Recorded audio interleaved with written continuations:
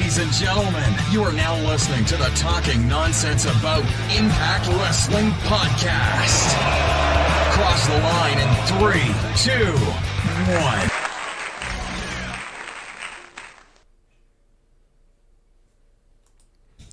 Hello everyone and welcome to episode 58 of the Talking Nonsense About Impact Wrestling podcast. My name is Geoff, and alongside me are the Ishimori and Micah to my Prince Devitt Fergal. It's Max and Craig, everyone. What's going on, guys? What's up, everybody? Fergal. Hello. Love affair for Fergal Devitt. All right, guys. So a lot to talk about. We're going to go into it balls to the wall with hot topics. This is the new hour format. We'll still do power rankings and a commercial worked in there. Fun show. Hopefully don't get canceled along the way. But we're going to dive into some big things, including, obviously, Victory Road, which is a huge thing coming out this Saturday. So a lot of buzz there. Max, for the hell of it, what you watching? I'm about to be watching the Kansas City Chiefs versus Baltimore Ravens. Okay, fair. Sunday night. Fair football. enough. Fair enough. Yeah, if the chat room doesn't blow up tonight, I totally understand. But hey, there we go. There's some people in there. There is football on. Craig, I don't have anything. So good kind of football, not that kind of football Craig watches. Oh, yeah, the other kind, yeah. Oh, before I get to Craig, sorry, always just teasing Craig with a carrot to talk. Before we get into that, if you're a continuous listener of the show, or not, or a watcher or whatever, last week we had Michael Cavaccini on. It was a great episode where he spilled the TNA about his 20th anniversary book that's coming out of the history of TNA.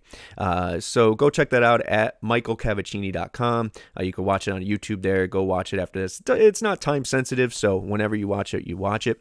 But also the question and the trivia, if you're not if you are an audio listener, I'll explain.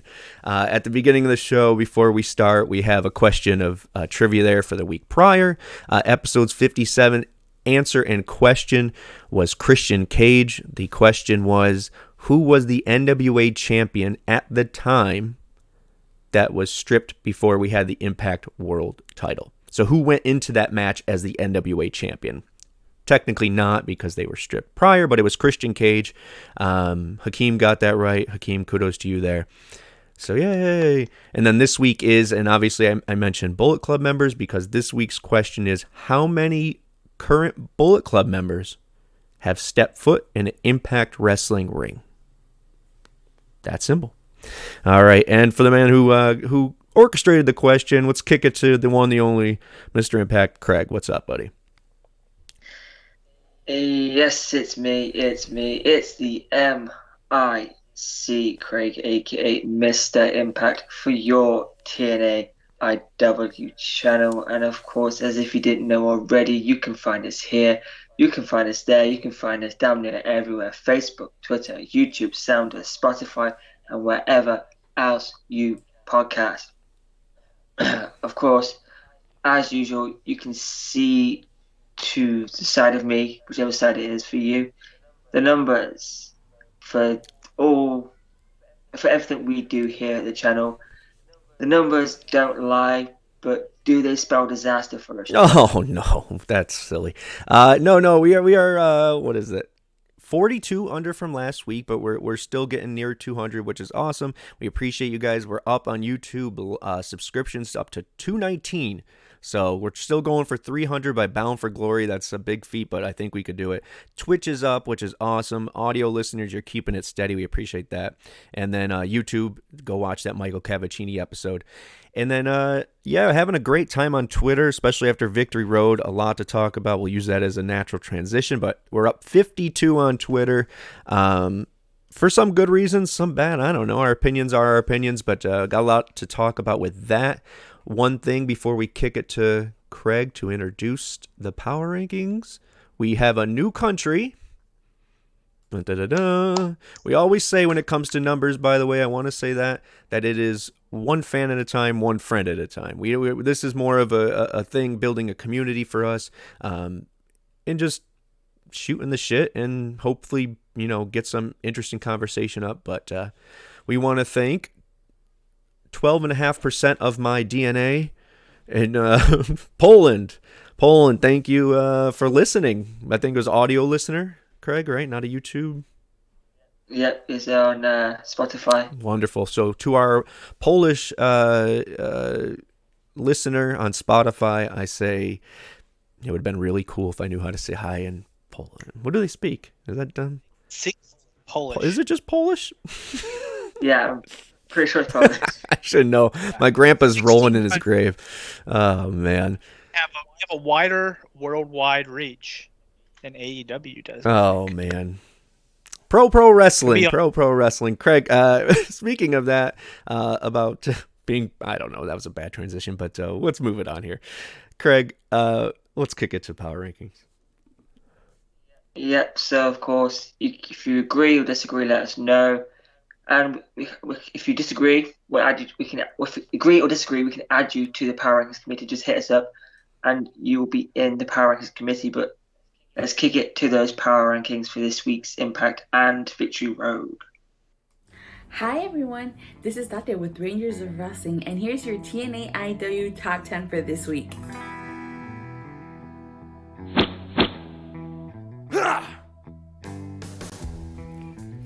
Number 10, Steve Macklin. Number 9, Knockout Champion Deonna Purrazzo. Number 8, Triple A's Laredo Kid. Number 7, Moose.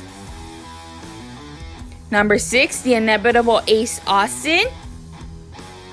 Number 5, Bullet Club. Number 4, Tag Team Champions, The Good Brothers.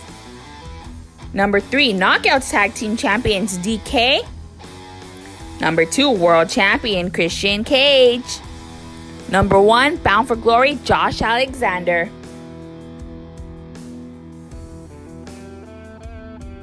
That was your top 10 Impact Wrestlers of the week. Do you agree? Let us know at TNAIW channel. Back to you guys. Speaking of Power Rangers, our Power Ranger themed Power Rankings, Yes, sir. Did you know that 2 previous Power Rangers had an MMA fight last night on pay-per-view? Against each other? Yeah, Red versus it green? was the Blue Turbo Ranger versus... Well, I guess Tommy would be too tired now. He'd think he refs him or something. It was the Red Ranger versus the Blue Ranger. It was the Blue Turbo Ranger versus Mike Olashki, who was the last original Red Ranger. Huh, interesting. All right, well. And the Red Ranger got knocked unconscious. It was pretty good. I'd Google Well, it. we are an Impact Wrestling podcast, so let's get right into some Impact Wrestling. 8 minutes in, and we haven't talked about Dick, so... Oh, yeah, I think it's fun. We hope you guys enjoy it. Craig, why don't we start us off, bud?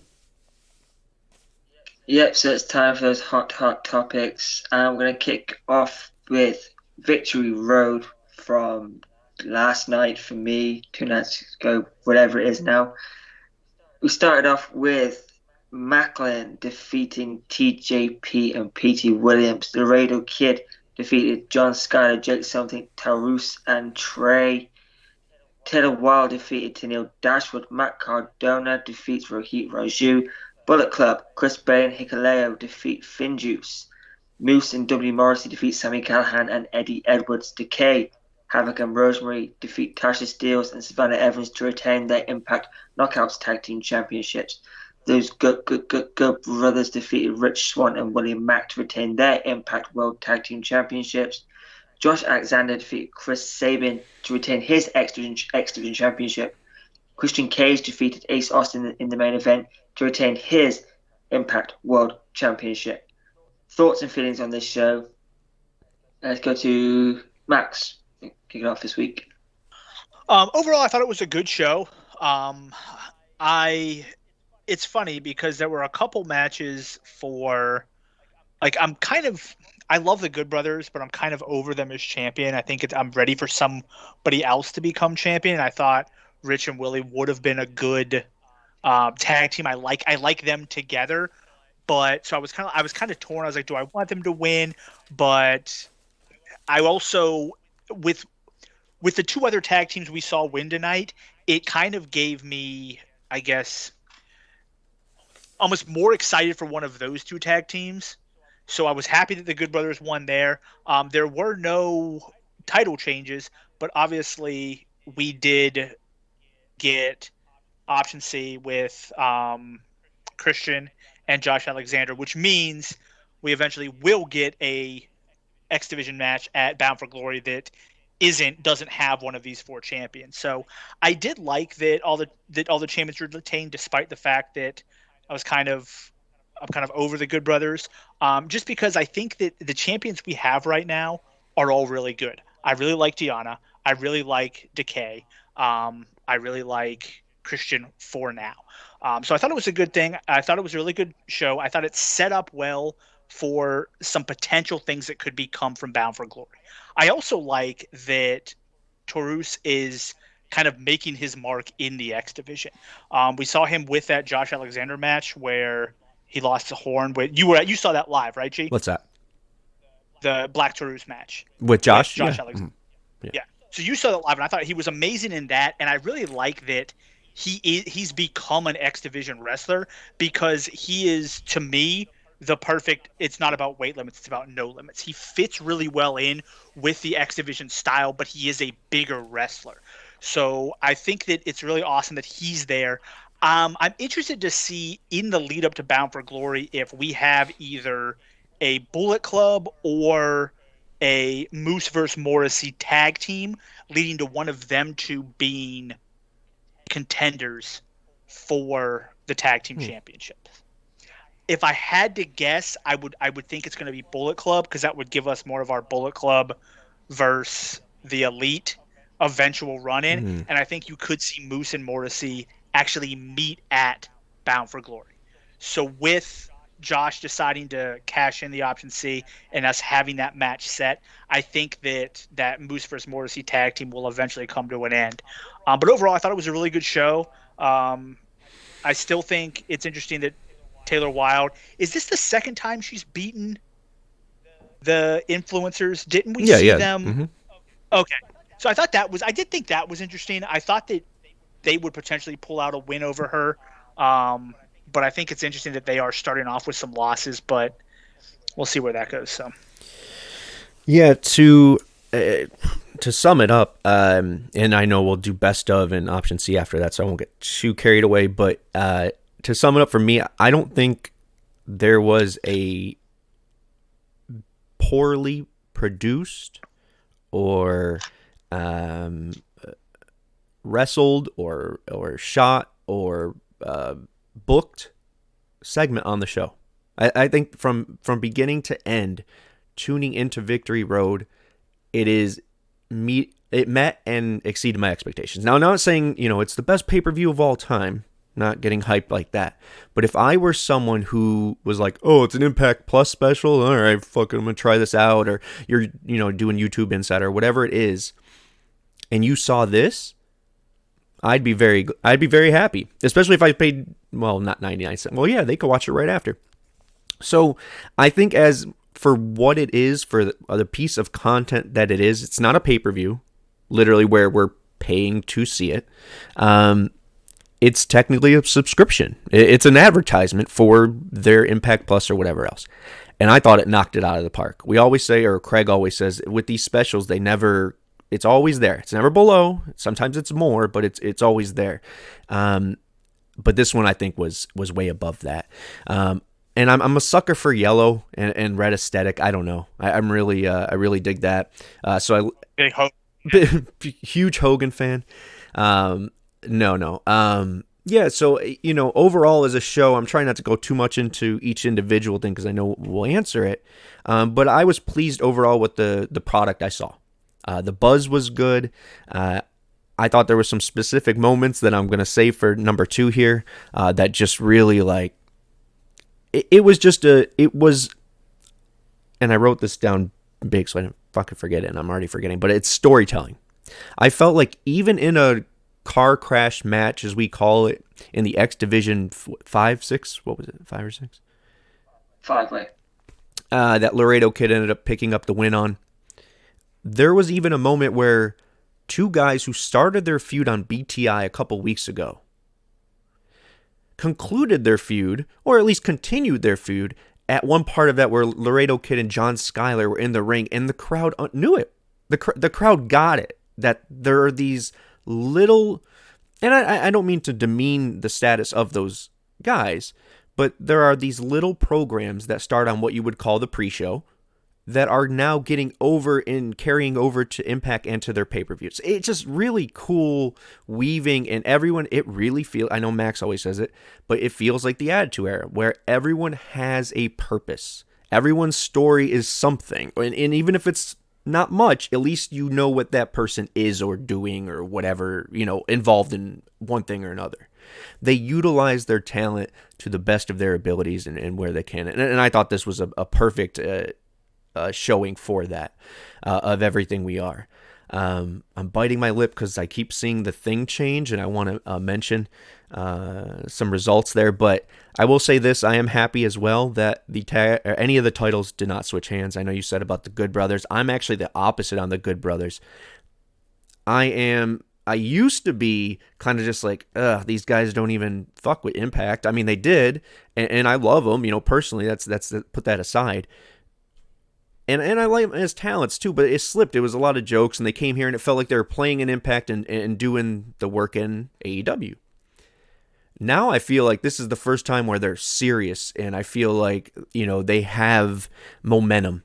So I'm okay with them holding him right now, but I do love the pairing of Rich and Willie. I love that they have jerseys. I dig it. They're buying into that. I'm buying into them as a team. I don't think it took much. But the one other thing I wrote down, the X Division title. I'm totally with you with the Black Taurus reference. And I think Josh went above and beyond to make that title relevant again in every match that he had with it, to where now we can see Josh Alexander just as much a part of that title. When you see it in the history books, oh yeah, there's that title. Who do you think of? There's going to be people who say Josh Alexander. Yeah. And his size, just like Samoa Joe, is something unique to this division that we've never had. And I love Sonny Siaki, but this is someone who is upped the level of that belt. It is officially the work rate title. It doesn't matter if you're small, big, wide, slow, fast. It doesn't matter. If you can go, that's the belt you're going for. I fucking loved it. I definitely agree. And one thing I will say about Victory Road is I know we talked about Emergence when we watched that. We said it was good, but it just kind of felt like a special. There wasn't anything. I felt like Victory Road really did. Like we said, Emergence kind of just felt like it was leading to Victory Road, whereas Victory Road felt like it's going to lead to Bound for Glory. I think once Bound for Glory fully materializes, you'll look back at Victory Road and say, oh, that led in really well to the lead up to Bound for Glory. So I think we will see that'll happen. So I really liked it overall. And once again, it's not that I dislike the Good Brothers anymore. Right. It's just one of those things to where I want to see it. There's a lot of interesting teams or possible teams, and I just want to kind of see somebody else have the shot. That's what they should do. Keep pulling that string. Keep pulling that carrot. Make us want other teams to beat them, and finally they do somewhere. All right. Let's get to that best of, because I have one comparison that I think you'll like. Well, before we do, should we check out this week's poll and what people thought of Victory Road this week? Look at you, Mr. Producer Man. There we go. It seems unanimous to me. It says 63% with 5 stars, 30% with 4 flames. It doesn't matter. 5% with 3 claps, and 2% for 2 thumbs up. I think I was on Twitter from point A to point B all the way through there, and it was rocking. And you could see the momentum shift and the tide roll in, and then the trolls come out. So it was I knew we were doing something right, and it was a fucking banger all the way through. Couldn't agree more. So let's get into the best of. Okay, so it was a great show. We'll agree on that. But what was the match of the night? Who stood out for you on this show? And who came out as looking as though that's the person that can get to that next level? Geoff? Yeah. Is that one question? Or are we doing like a one then go one? Is it? No, if you want to answer them all, answer them all. Yeah, Max, if you want to, I don't know, not so we don't ramble, just back forth, I can do that. We'll start with best match. I think that was the first one you hit. For me, it's going to be Christian versus Ace Austin. Okay. Here's a couple reasons why. Before you think I'm crazy, because obviously there is one that's amazing that I'm obviously overlooking. So not only was it a really good match, the crowd was into it, the history was there. Ace killed it in that interview. I actually said in the chat group, I was like, this motherfucker might win. I actually said this powder motherfucker might win, but just in case someone calls me out. That's actually what I said in the chat group. But I bought. And it's not that I never bought into Ace Austin, but there was a time where I had the same feelings about AJ Styles. And yes, I'm that old, but I said since day one, and I'm not much of a fucking gloater, but I'm going to gloat about this. I said from day one that Ace Austin was the best prospect we've ever had, since AJ Styles. That we've had since AJ Styles. In that match, I think he really showed that. And yes, Christian is a ring general. But those guys together put on a hell of a match. No one carried anyone. Ace felt on his level. And the reason it gave me, and maybe I'll go watch it back and it won't be as good as, let me drink some water. I sound like Velvet. Excuse me. And a joke. Twofer. Yeah, no, it might not be as good as I'm hyping it up as. But one, I thought Ace Austin had a chance, and I was happy that Christian retained. I'm glad it made Ace Austin. In Combat Republic, you always say this, but that it would elevate him, and it did, because it was booked beautifully, even though on a short term. But it gave me chills because, and I think that's why I gave it the extra bump, it felt like Jeff Jarrett versus AJ Styles. And what I mean about that is there's that already accomplished veteran. It's a simple story, but at the same time, it's happening in the same company, or what was the same company, in the lineage that is that ring, that canvas. And Jeff Jarrett was that 30-something-year-old. At the time, before he was Stone Cold Jeff Jarrett and was winning all the time, there was this NWA TNA time, and it was just, there was that match that him versus AJ, go back and look. I can't think it off the top of my head of what episode, but it just made AJ feel like, okay, he's on this level, or he will soon be on that level. Because you got to remember, Jeff was a WCW champion before that. Just say what you will about WCW. I mean, that's $3 million when they died. Okay? Yeah. So there's still people who recognize him as something. Yes, a lot of people don't say Drew, whatever. It doesn't matter. He's still in the record books as a champion. And that moment really put it over the top. So for that reason alone, I gave it to that. Max, match of the night. So I actually agree with you, and it's for similar reasons that you said. I like Ace Austin. I thought for a while that he has potential to be a future champion. Right on. And I sort of agree with you. Like, going into this, I was like, okay, there's zero chance Ace Austin is actually going to win this. It's, they're not going to have Christian beat Kenny Omega and then drop in his second defense, blah, blah, blah. They're going to build him down for glory. But there were points where I was like, okay, he might. And this match got me to the point where it's no longer in the future Ace Austin could be champion. It's right now Ace Austin could be champion, and he's at that level to be champion. This isn't the equivalent of them being like, oh, we're going to put the championship on fucking Sonny Siaki. Oh. Go get I just said it because you said it, but it's like, this isn't somebody like, oh, this person doesn't deserve to be champion, or it's before their time. Like, he's ready right now. Yeah. And I think there's a strong possibility that he could end up being the next X Division champion. He could go back down there, or possibly down the line. But he really did. He's at the point now where I mean, where we were talking about Josh Alexander is ready for his Max, run. sorry. I feel like Ace Austin is good enough to be ready for his I run. agree. Here, why don't you go break or rerun that real quick? So you just said that you think Ace is that guy. I know we talked about Bay and stuff as well. Let's do that. Who came out of Victory Road as Craig as the next guy? Who do you see as like that? Who took the momentum?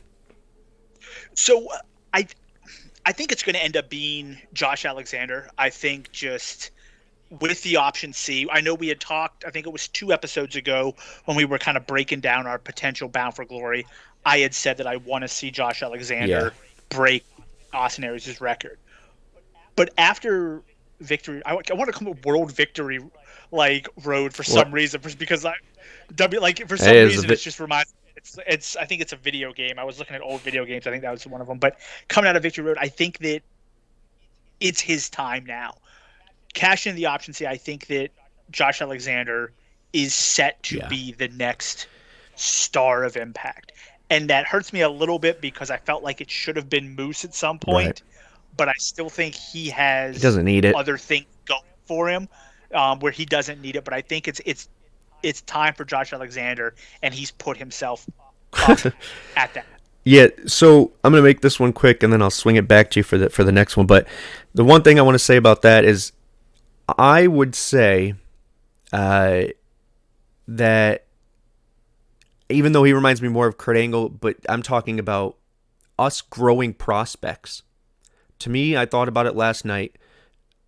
Alexander is our Samoa Joe, Ace Austin is our AJ Styles, and Chris Bay is our Christopher Daniels. Those are our guys that are going, and yes, completely correct. How long has it been that we can say we had 3 guys that we think can literally stay there from beginning of their career or when they have started to excel to the end of their career? It blew my, even threw out an old New York bro for you. It blew my mind when I came to that. I was like, holy shit! Like, these guys did it. So the one I want to mention, and that's what I was trying to bite my tongue on as well, is I like the AJ and Geoff reference. I thought you'd appreciate that. But the other thing is, Chris Sabin came back in that ring. Okay, and I know we'll talk about it on option C a little bit, and maybe we can transition right into that. If Craig, you want to break us up in between. Chris Sabin went back in that ring after already celebrating with Josh Alexander, thanking him, hey, okay, great job, boom, left. And he said, you know what, second thought, he goes back. And I saw a lot of people say, what did he say? It's going to be a big mystery. I'll tell you what he said. Okay, I didn't see his mouth move. I don't know the script, but where the story's going, but I'm going to tell you where it only makes sense. Is that Josh's quest, and I was with Max, he needed to beat Austin Aries. Josh's quest to become one of the best X Division champions of all time ended last night. Because he no longer needed to prove shit. He beat Chris Sabin in a classic match that people will talk about for a very long time. And he proved that when you think X Division reign, it might be one of the best of all time, most memorable. There are very few, and I love the X Division, but I talk about it. It's a work rate title. It's a past title. You have to be ready to go to hold that title. That's how it used to be. That's what I love. So most of those reigns were short terms. Of course, you love AJ's reign. You love Joe's reign. You know, there's going to be big ones. Petey Williams reign. Hey, man, Team Canada, Petey Williams is the best. I like Petey Williams reign. He just needs to be heel right now. But yeah, so he already succeeded. So I think Sabin went back in there and said, dude, you're already there. Go cash it in. Because the next fucking match, after that result, he went and cashed in. And I think that's where we're going with it. So, and obviously it's all kayfabe. It's a show. But it was an awesome moment. That was my favorite moment, is where I was going, of the night. Max, your favorite moment and rebuttal. And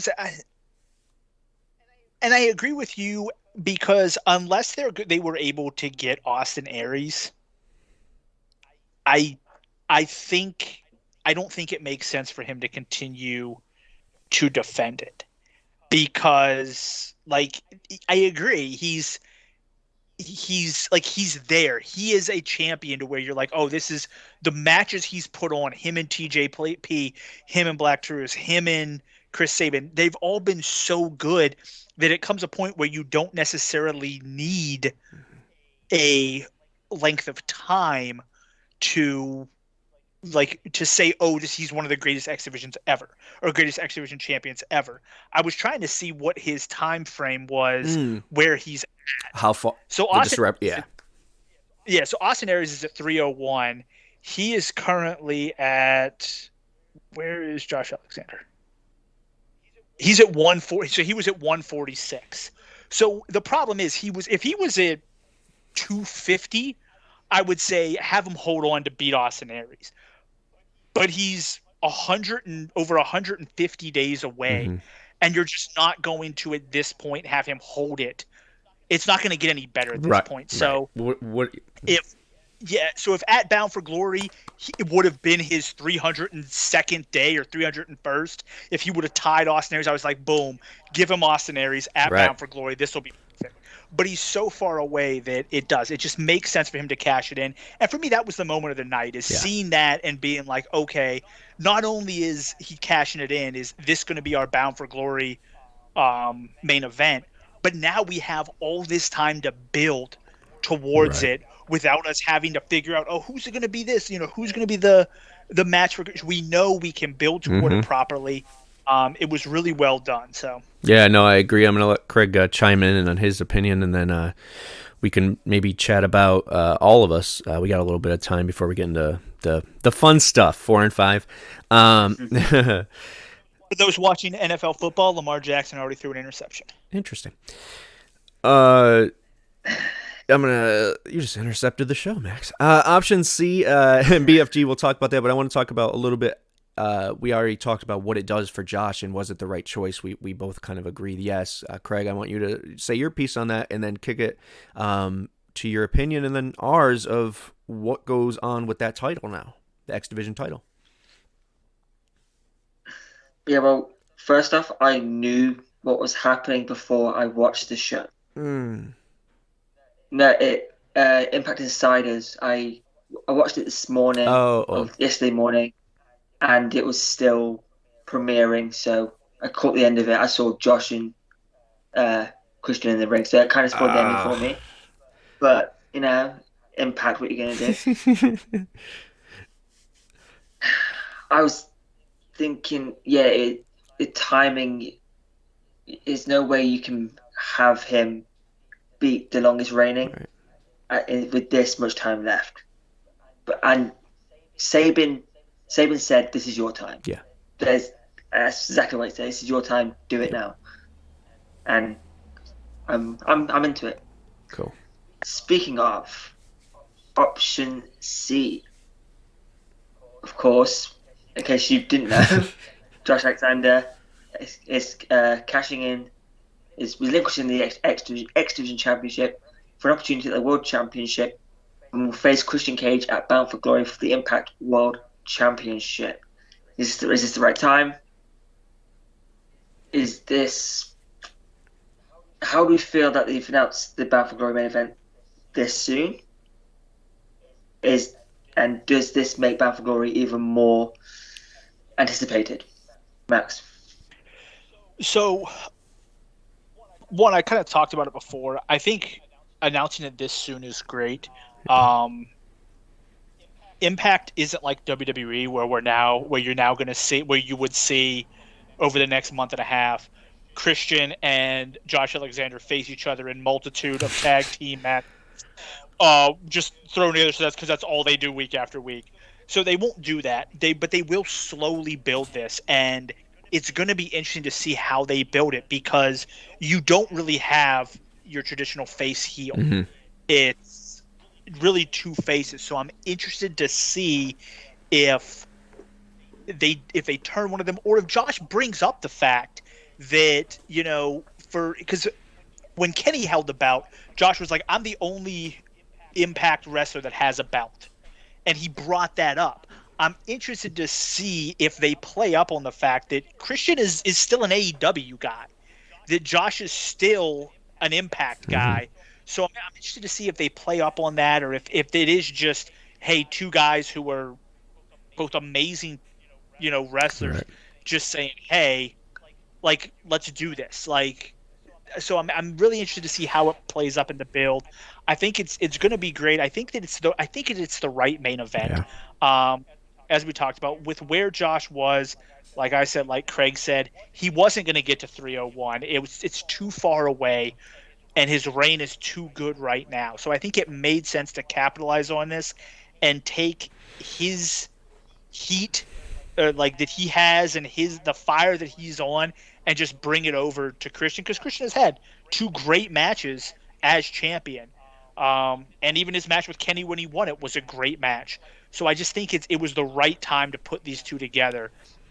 And I mean, honestly, I think it's going to be one of the better main events that we've had. Like, both these guys can go, and I think it would not surprise me if this is a 30-minute, like, in-ring time. Yeah. Like, so, like, fully, they give them 30-plus minutes to go. I wouldn't mind that. I think, obviously we kept saying for Moose, and I think you hit on that. I think he's on that level, and that does not mean I don't want him to win the championship at some point.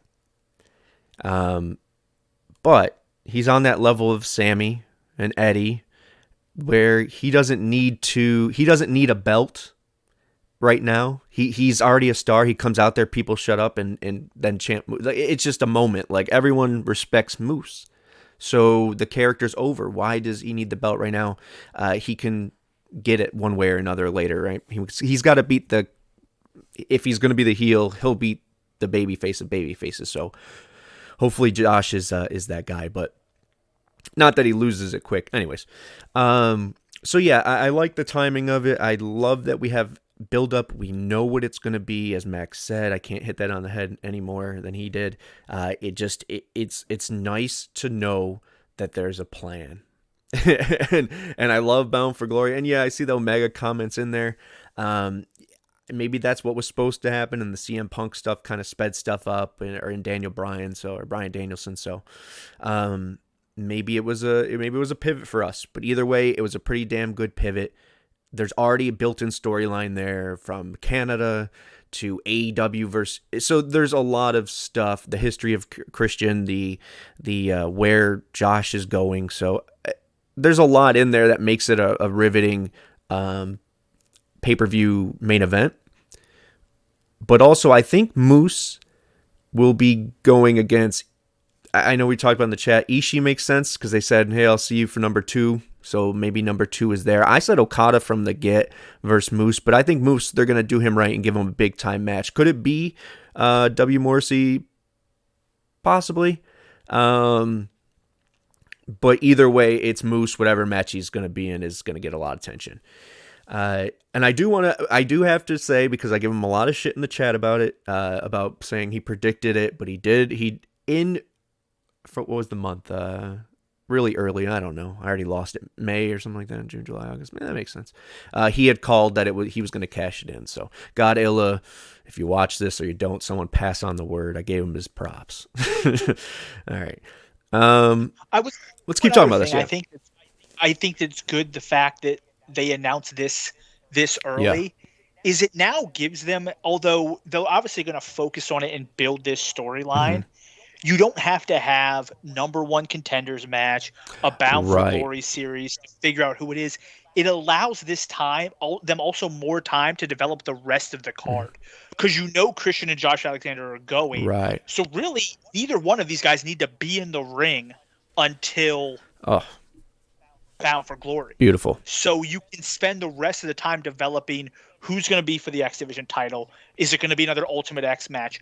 Who's going to go for the knockouts? So it gives you more time to develop the other matches, because you already know this one's plans, this one's set. It's a beautiful, Max, masterpiece.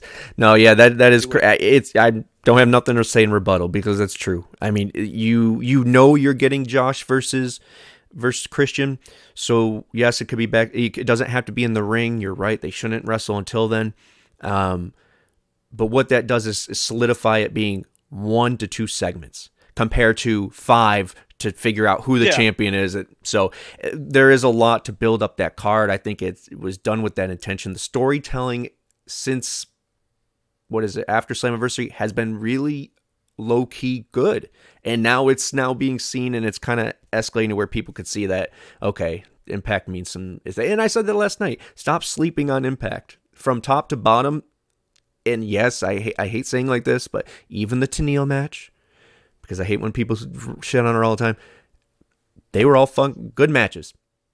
Yeah. Good storytelling, beautifully done. Everyone looked like a star. Tasha Steelz, I said it last night, could be the James Storm of the Knockouts division when it's all said and done. She's not only that talented, I think she's with us for the long haul, and I think she's going to be a star when it's all said and done.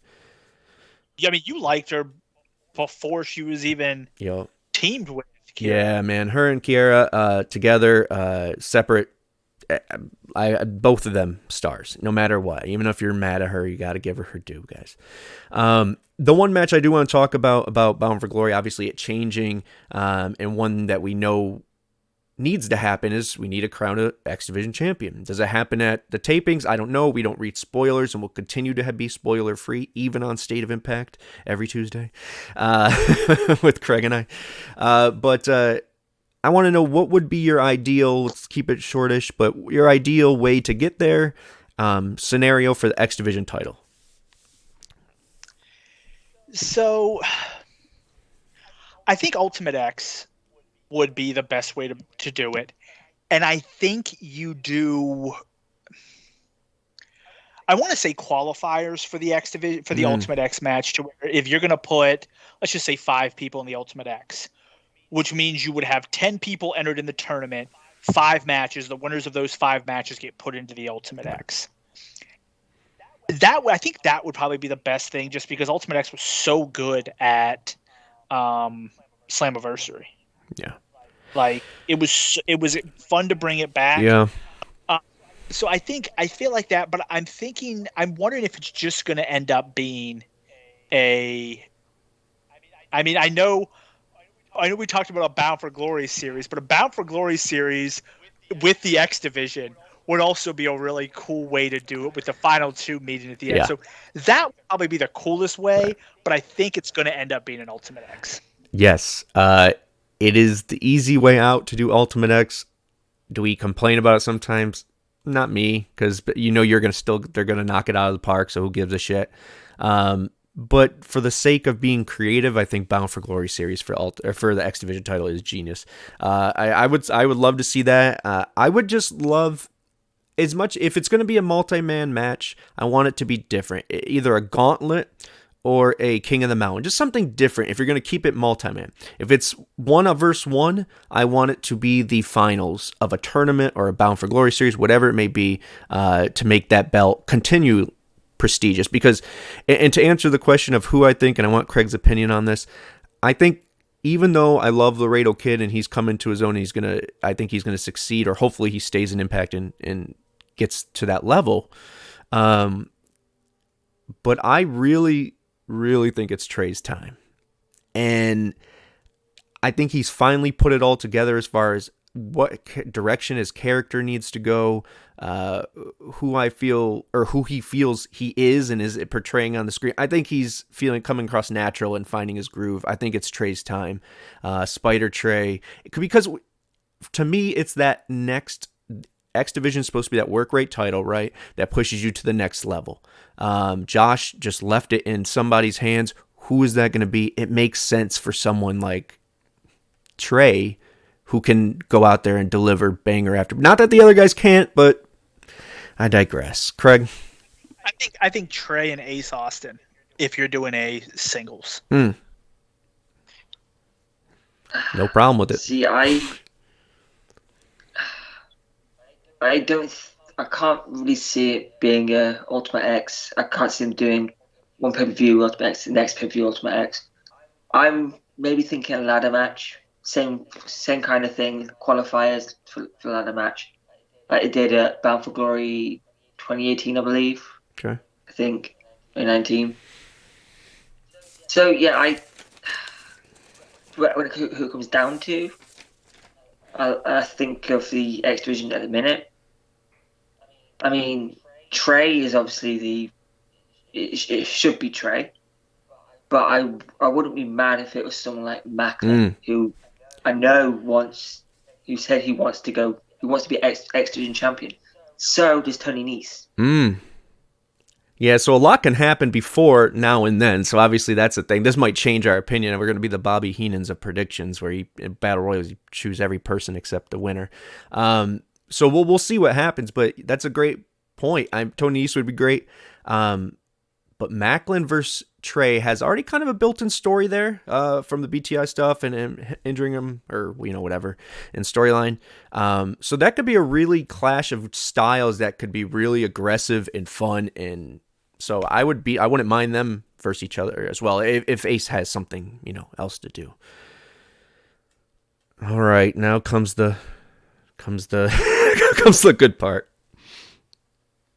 All right, so number 4, I'm sure you've all seen it and seen the clip, read the articles, all that stuff. But Tommy Dreamer has been suspended by Impact Wrestling indefinitely after comments he made about the plane ride from hell on Darkside of the Ring. Do we agree with the suspension? Just do we agree with the suspension? Is it justified, Geoff? Okay, so I've been thinking about this all day because I don't know how I want to dissect this. And I thought the best thing was not to say this person's wrong or this person's wrong, or this company's wrong or this company. There's no reason for me, who am I, to point fingers. But I will tell you what the documentary came off as and what I think the fans came off as, and how many of those fans actually watched the documentary in full and not just the clips, as you mentioned. That is one of the biggest problems, is I think a lot of people didn't watch the clips. Now, does it make it any better? So let me digress. Let me slow down and break this up. Let me talk about the flight attendant first. Okay, I keep seeing online from people shitting on her, telling, why are you bringing this up? She even says in the damn documentary, well, I don't really want to do this, because I know you could get, and people are already shitting on her. Okay, people are already making stupid threats and telling her all, guys, knock it the fuck off. Okay, she is entitled to feel however she feels.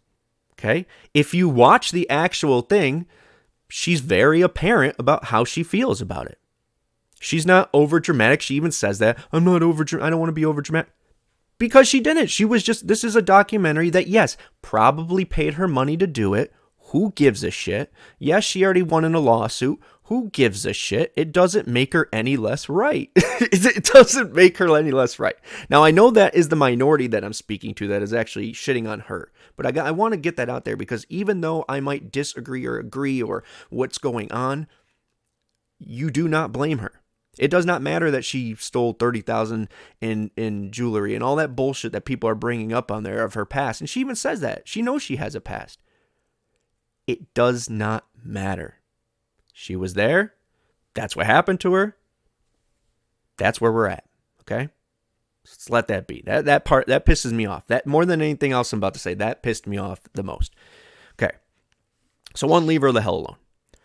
2, now let's specifically Tommy Dreamer. I know we're going to talk about Darkside of the Ring as a whole after that, but specifically Tommy Dreamer. Was it right to suspend him? From Impact's perspective, 1,000%. For timing alone, okay?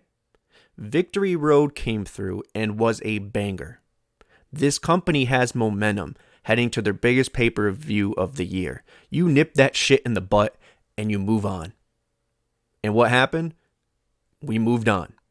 Now, not saying from the situation, not saying from who needs to be held responsible, not saying all that. Stop nitpicking my words. We're humans. The reason I wanted this on here, even though I got to try to walk on eggshells, is because we should be able to freely, openly, civilly talk about things. And if someone says something that's incorrect, to correct them and let them make the mistake. And say, oh, I made a mistake, own up to it, and move on. And I'm speaking about us, not Tommy Dreamer yet. I'm talking about us. If we are in a conversation as adults, trying to understand and reason with something that we're not, what's your opinion? What's your opinion? What's your opinion? Let people think. Okay? Does that mean that's how they personally feel?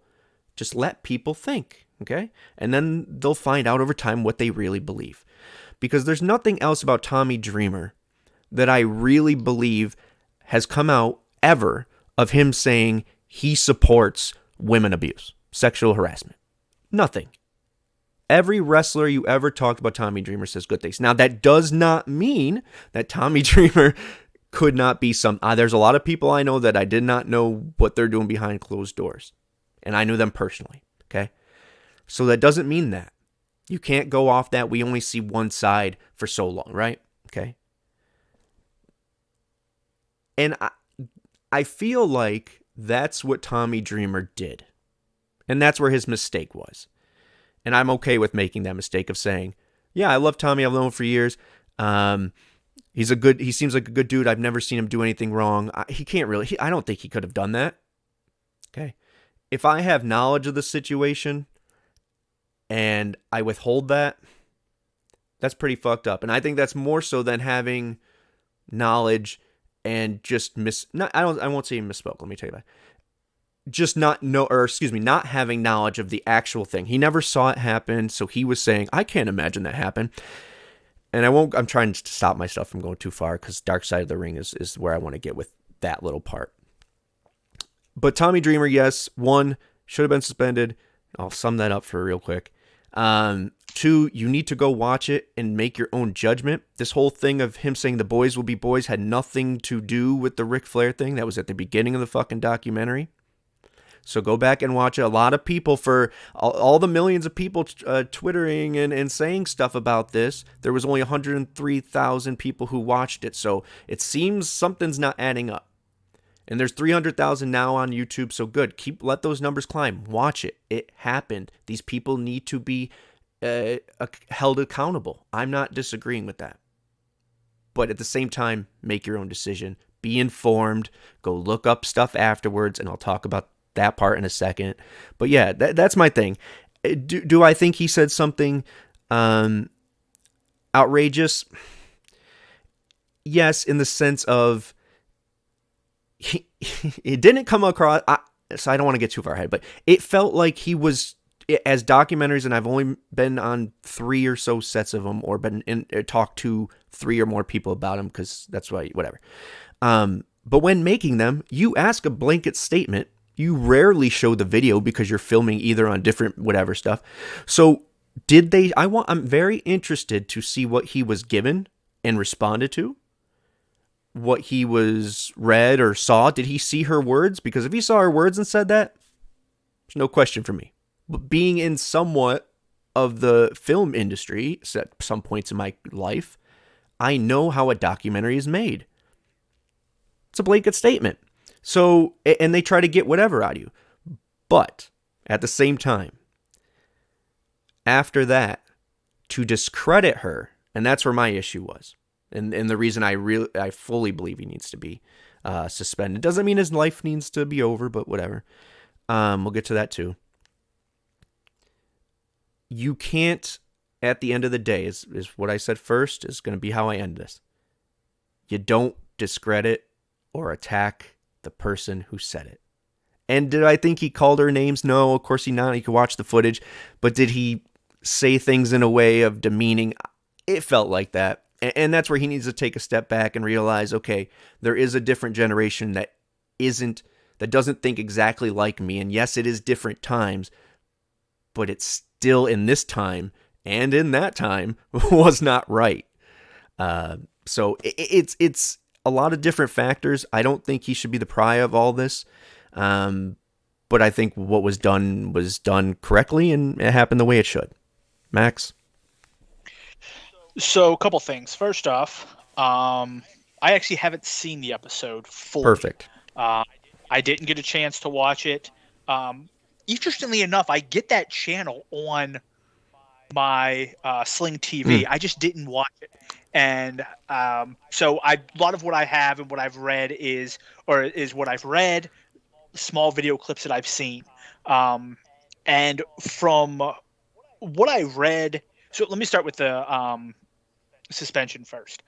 I agree with you in the fact of, as Impact, you can't afford the backlash of not suspending him. Right. This is, unfortunately, something like this is not, it's not something like something that just recently happened. Like this plane ride didn't just happen 6 months ago to where Impact could have been like, oh, did Impact know this happened? Well, this isn't anything that Impact even questioned Tommy Dreamer on until the episode came out, and then they saw it. They saw the backlash that it's getting, and were like, we've got to do something about it. We can't afford the bad press. Yeah. So I understand Impact suspending him. I think it was the right decision. I do wonder if there wouldn't have been backlash if they still would have suspended him. Right. I'm not sure. I probably lean to the fact of no, they wouldn't have, because a lot of the things I read, Ric Flair and Tommy Dreamer, at least reading people's reactions to the episode more than anything, those are the ones that seem to be getting the most shit on. Like Ric Flair, people are basically saying like this man can never work again. Like there's a lot of people who are going to that level, whereas someone like RVD was on it and mentioned his statement that he had mentioned was basically that I think it was in their ECW times that they would bring local girls in and they would basically drug them and people would have their way with them. Right. And no one seems to, and everyone's really just kind of like, like RVD, kind of looked like that got to him. Like no one's really getting on RVD and asking RVD, well, RVD, did you do this stuff? Right. So it's definitely Tommy Dreamer and Ric Flair that are taking the heat because of what they said. And I do agree with you that no matter the reason she's doing this, whether it's for money, whether it's because she doesn't like one of the whatever, it doesn't invalidate what she went through and the way she feels. Right. This isn't a situation where you look at her and you attack her and because she said shit about your favorite wrestler that you didn't like. Like that's not the world we live in. Unfortunately, the people we know and we see as wrestlers are what we see on the screen. Like you said, there's actual people behind those characters, and sometimes you find out those people are pieces of shit. Yeah. I love me some Velveteen Dream. I no longer love me some Velveteen Dream.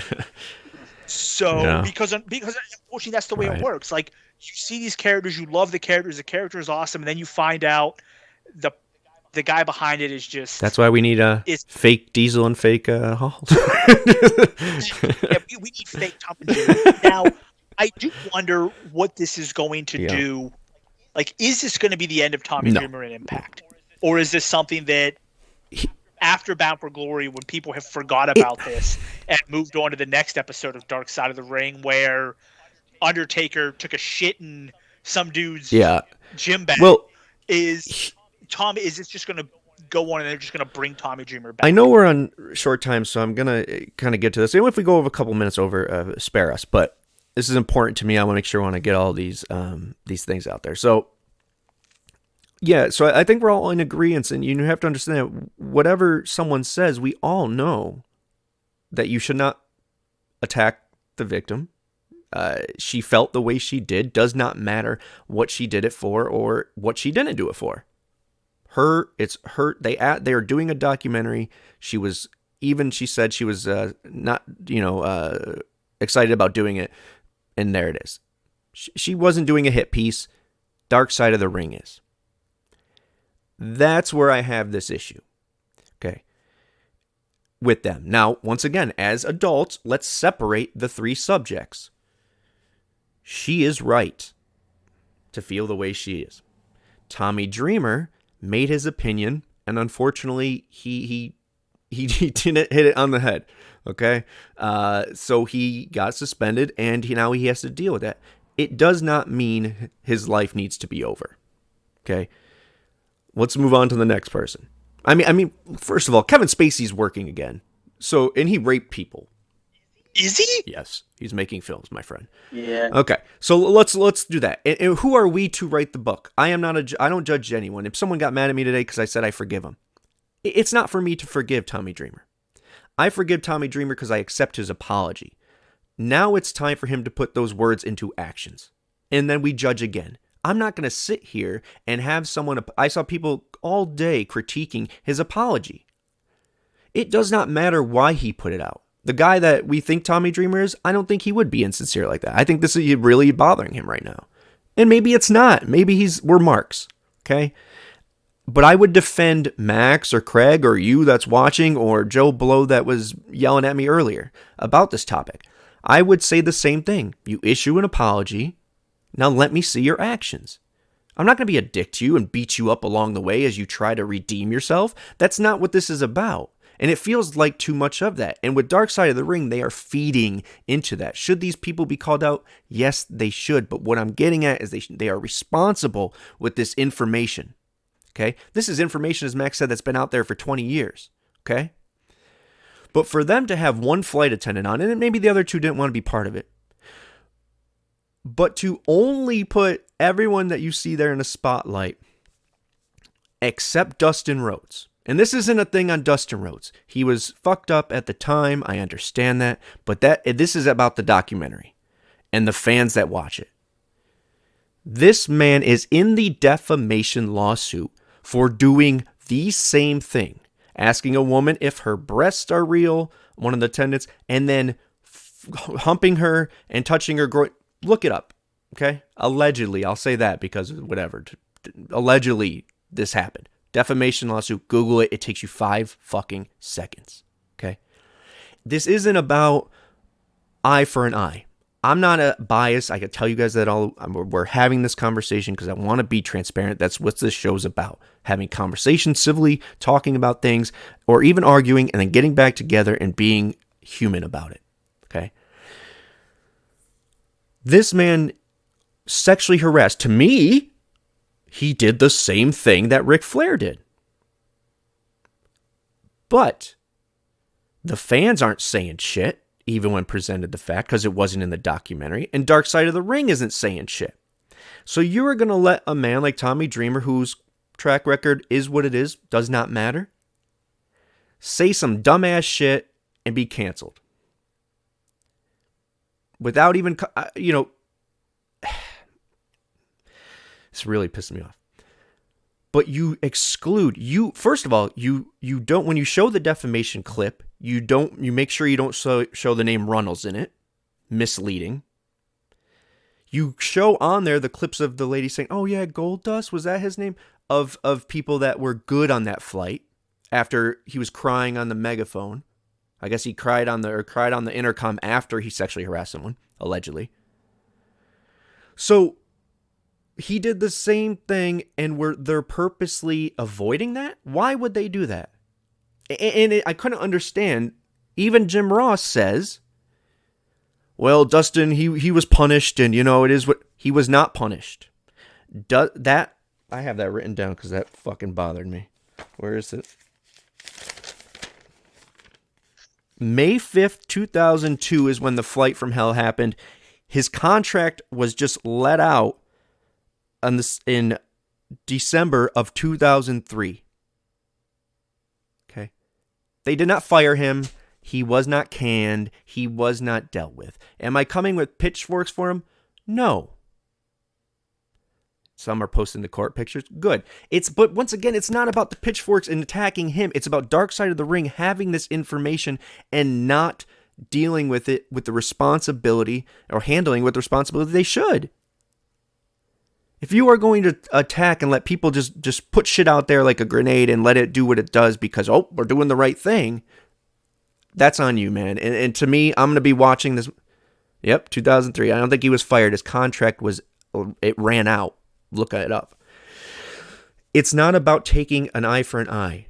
I think an eye for an eye makes the whole world blind, guys. There's nothing right about going to attack Dustin now. That's not what my point is. The point is that Darkside of the Ring has the platform to put out information, and they're purposely avoiding it. And I'm not going to say conspiracy or be a dick about it. And I talked to some AEW fans about this. And they were with us with the Dustin thing. So that's good to know, at least some of them. Some were not with us, which really was weird to me. But Chris Jericho narrates that thing, right? Meltzer is on that thing. Who else? Pillman had an episode about him. A lot of AEW in there, right? Interesting that Dustin Rhodes' name was the one to be excluded. But anyways, next. I think it's... I mean, so I was looking to see how many episodes are left in the season. So obviously Plane Ride from Hell is episode 8. There's 14 total, so 6 more. Mm-hmm. Yeah. So part of that makes... And you're right when you talk about documentaries. Their job is to make the best documentary possible. Correct. They don't care about how people come off. If you want, one of the things, if you watch documentaries, the Last Dance with Jordan, there's a scene there where they have Gary Payton talking about, oh, if I would have guarded Jordan the whole time, blank would have happened. The very next scene is them showing Jordan that video and Jordan laughing at it. They never go back to Gary and say, yo, Gary, here's what Jordan said. How do you feel about that? All they do is they feed you certain things. They feed you certain things. Oh, look, this is what this person said. Can you react to it? This is a video of this person saying it. Can you react to it? Real quick, I want to interrupt before anyone, and you could keep going, I'm sorry, but here it is, not saying it's right or wrong, or that doesn't give him time to prepare for it. Excuse me, let me reword that. We're not saying it's because he was caught off guard and this is what he mistakenly said. He said what he said. We're not arguing. He's guilty about that. Okay, but yeah. But a lot of it is, it's, so you don't now, granted, once again, should he have said what he said? No. But you don't know, did he say other things that weren't in there that came off in a better light, or did they just choose to use?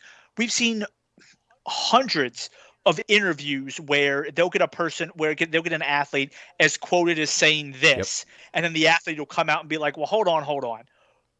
We were talking about X, Y, and Z, and then that's why I said, like, and that happens in just normal interviews about games. Right. So you don't know what was asked. You don't know, did he say other things? Should he have said what he said? Obviously not. Yeah. But it was the tone, too. He was very condescending. Yeah, but you don't know. Were there other things in his interview that came off in a better light that they just chose not to put in there?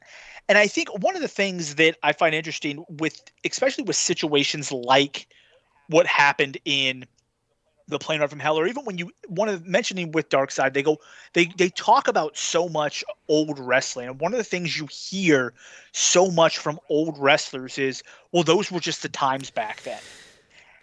And although I don't agree with it, the primary views of thinking is people who, like The Undertaker, who was talked about, the wrestlers nowadays are soft and they play video games. That's not the way we did it.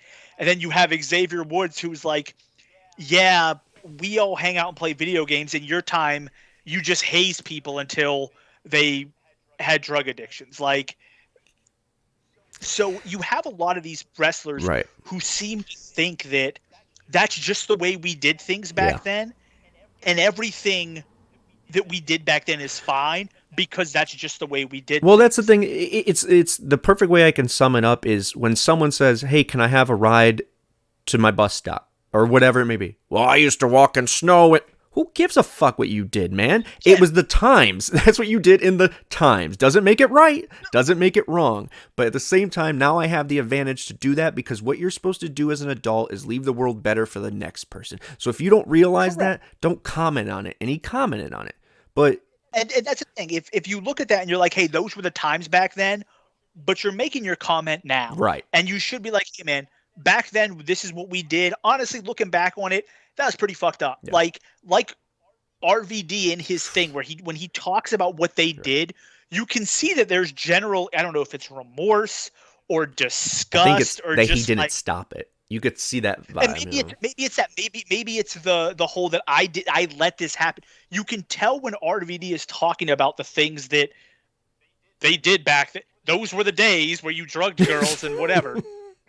RVD's like coming off as he's like either man, that was fucked up, or I should have stopped it, or something like. And I think that's the issue, is that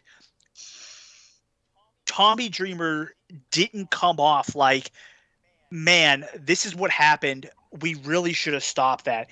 Yeah. It came off as kind of like, nah, that's what we did back then. Yeah.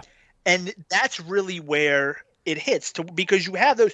You do. Ric Flair, I'm sure if you talk with him, like I bet you if you sat down with Ric Flair and talked about all the fucked up shit he did, just like Marty Jannetty, I'm sure they might actually be proud of some of the stuff that they did. Now, I wouldn't do it now, but that's what I did back then because that's what we did. Whereas there's other people who have done those things or seen those things happen, and now we're like, man, like that's really fucked up that this is the way like the world was back then. Right. You know, and what it comes down to, I think we can, sum it up, and we're about to wrap up, but sum it up as a whole, it's that you can't sum it up in 2 minutes. You can't sum it up in 30 seconds. Listen to each other. I know I might become an old man Geoff right now, but fucking talk to each other. Put the phones down, talk to each other face to face, or put the phones up and talk to each other. It doesn't matter. Look face to face to someone or whatever it is and have a conversation without running away. Okay. Once again, I'm not calling anyone snowflakes. You are right to be upset at what happened. You are also right to be upset at people's responses of it. But what I want to challenge you at doing is listening. And when that person does say something stupid, you don't drag them more down. That does not mean do not hold them accountable. What it means is let them hold them accountable, step back, let them make the move to better their life and prove themselves to you. That is what redeeming is. Redeeming isn't kicking someone out of a car and watching them trug along and then eventually letting them in. That's it. That's not what it should be. Okay. Anyways, maybe bad analogy, but same time, we're all making this up as we go. We're all talking. We're all. That's what we should be doing. Letting each other talk and riffing off each other and seeing what we do feel.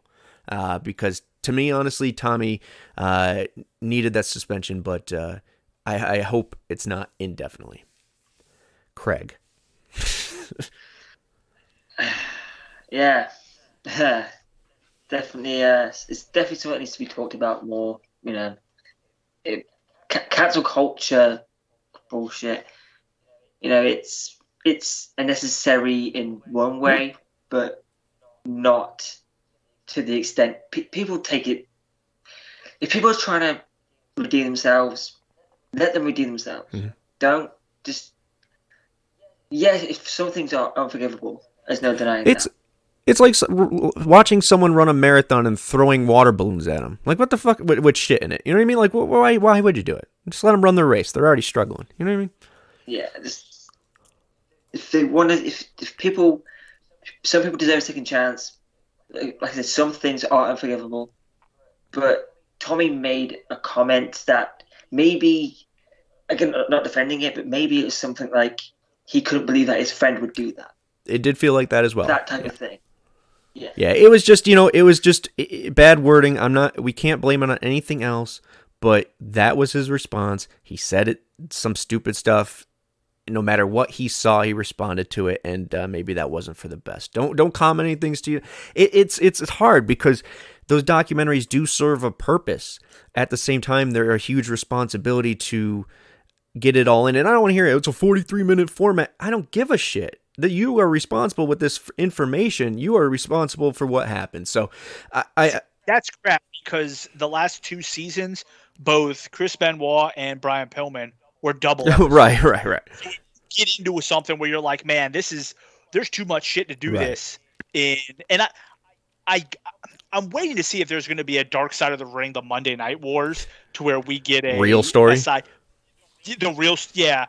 But I guarantee you that's going to be a 2 or 3 episode thing. They're not going to be like, we got 40 minutes, guys. Well, either, it's just, these things need to be brought to light. No one is saying otherwise. It's just, when you have a what do you call it like that? A platform like that, you have a certain responsibility. I believe that. And if we were to have one, I would say the same thing to the person that's holding me accountable. Hold me accountable the same way. But at the same time, I don't know, man. This world is crazy. You just have to let people talk. You have to listen to each other, and you had to listen to us ramble about our stupid opinions. But That's what this is all about. We listen to each other, we correct each other, you let each other redeem it. That's what a society we should live in, or that I want to live in. So there's that. Craig, why don't you wrap us out here, man? Try to end it off on a fun note. Yeah. So, of course, you can find us here, there, and everywhere. Don't forget about State of Impact every single Tuesday, with all the rumor roundup and all the news coming out of Impact Wrestling. And keep an eye out on our social medias for some stuff leading up to Bound for Glory. You might see some interesting stuff you might like. But I guess we'll see you all next week for some more absolute nonsense, and just follow us wherever you see us. Subscribe, hit that button. 300 by Bound for Glory, please. Love you. Bye, guys. Later, guys.